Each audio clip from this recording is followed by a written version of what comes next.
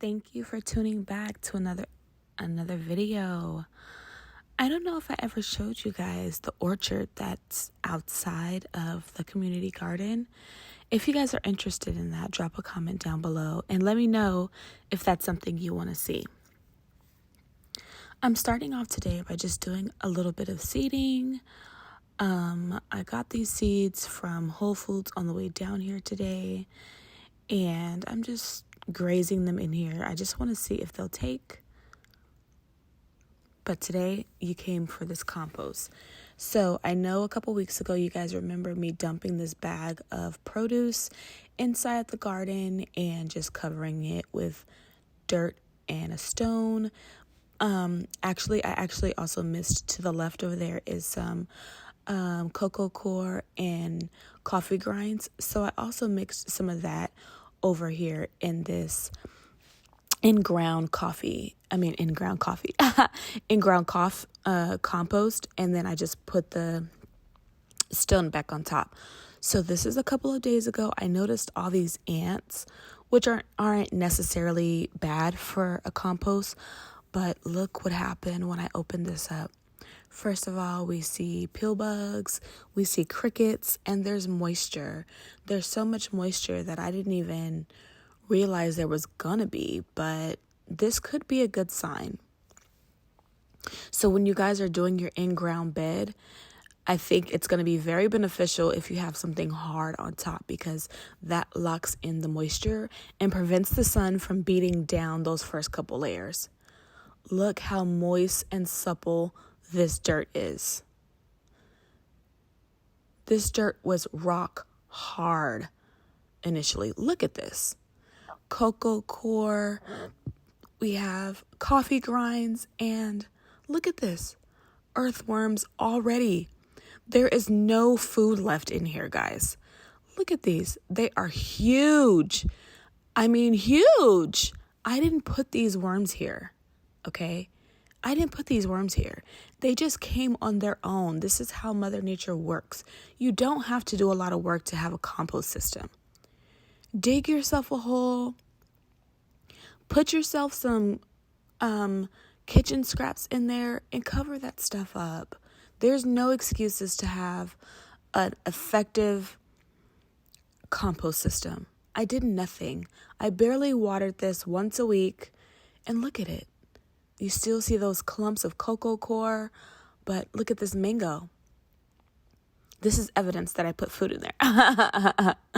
This is a mango that's going to take a really, really long time for them to break that all the way down. That might have to break down on its own, but I think it's great bedding for them. But I mean, there's worms like all throughout here, and all of those combined, there are so many other little beneficial insects that you can't see working in here, along with the ants. And look at that. Let's come over here to the next one. Wow, same thing. There's no food left, guys. There's a shit ton of ants. Ooh, can I even say shit ton? There's a lot of ants in here, but more than anything, I'm just really impressed that there are earthworms in here. The ground is now workable in here. So I'm definitely going to come back next week, add more food scraps, but I'm also going to add some compost in here, because the goal is for me to have one plot of healthy soil. I want the soil healthy all around, so that maybe next summer I can plant a lot of food in ground here. All you have to do is take those steps. Do you see how hard this ground is?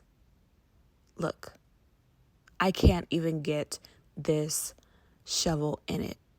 This is how hard that ground was underneath those stones. But a little effort goes a long way, and you'll have soil that you can actually plant in. So right now, I'm just doing the same thing. I am putting just a few little seeds in here. And then I'm going to go take a tour and see how everyone else's stuff is looking. So this is Maria's plot. And she has a couple radish that look amazing in here. We talk, and she's so sweet. She often tells me, if you want some, just pull some. I'm just pulling these for you guys, but we have some, so I'll probably just put this, I'm just going to put this back in here and it'll be just fine. She has some squash over here. Sorry for the shaky hand. It was a really windy day. I see some onion growing in there, and I can't believe these are all planted in ground. This is a squash in ground. This is amazing. This just tells me again that the soil with enough water does pretty good on its own here at the community garden. And I was just hesitant to put all of our food in ground here because I wasn't sure. This dude came, I don't even know if it's a dude, but he got the watermelons. They got the watermelons. Yay! I'm going to probably add in a cheering effect. But the watermelons are gone. He still has the tomatoes here. Maybe he's picking from them or they're picking from them. And then I see some tags. So it looks like they put some seeds in there recently. So we'll see what pops up. I'm going to let the girls get some watering in here. And that's all I'm going to do today. I have a lot of stuff to do next week. So I hope you guys are interested. We're going to be digging. We're going to be planting. I'm going to bring some compost in, more scraps to make more in-ground compost holes. I hope this video was very helpful and insightful on how you can do a compost system with very low maintenance. If I can do this here at a community plot that I only come to once a week, you guys can do this at your home. You can have your little kids help you water. It becomes fun for them and just enjoy what comes of it. All these beneficial insects from the salvia. I just really love it. Tune back in on Friday because we'll have fashion content. Thank you so much for coming in. See you next time.